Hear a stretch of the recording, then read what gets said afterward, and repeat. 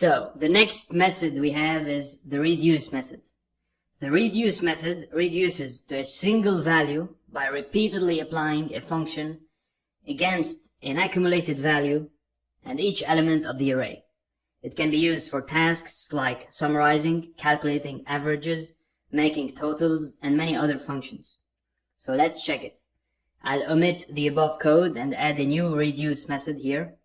I'll define an array, reduce array, containing 5, 8, 10 to 20.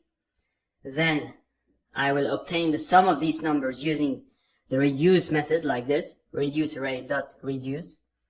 The reduce method is similar to our previous method, but requires different parameters. The first parameter is the accumulator, and the second one is current. So we'll create an arrow function outside this. Accumulator plus current with an initial accumulator value of 0. The AC is the accumulator, and this value is the current element. As I run this in the terminal, I get 45, which is the sum of my total array. Additionally, we can use the reduce method to find the maximum value in the array. By using math.max and removing the initial 0, we can achieve this. Running the index.js file now, I get the maximum value. If I add another value, 100, to my array, the terminal displays 100. This demonstrates how we can compare values using the reduce method. Okay, we've covered 3 major concepts in arrays: filter, map, and reduce.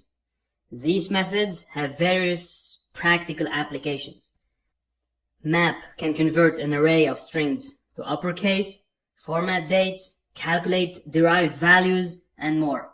Filter can remove duplicates, select items based on specific criteria, and so on. Reduce is handy for tasks like summing values, finding maximums and minimums, computing averages, counting occurrences, and more. These methods can also be used in combination for complex data transformations. For instance, you can use filter to narrow data down. So to narrow down the data, you use filter, map to transform it, and reduce to aggregate it. These methods promote a functional programming style, often resulting in cleaner and more maintainable code compared to traditional approaches. Alright, so that's pretty much it, and now on to the next lecture.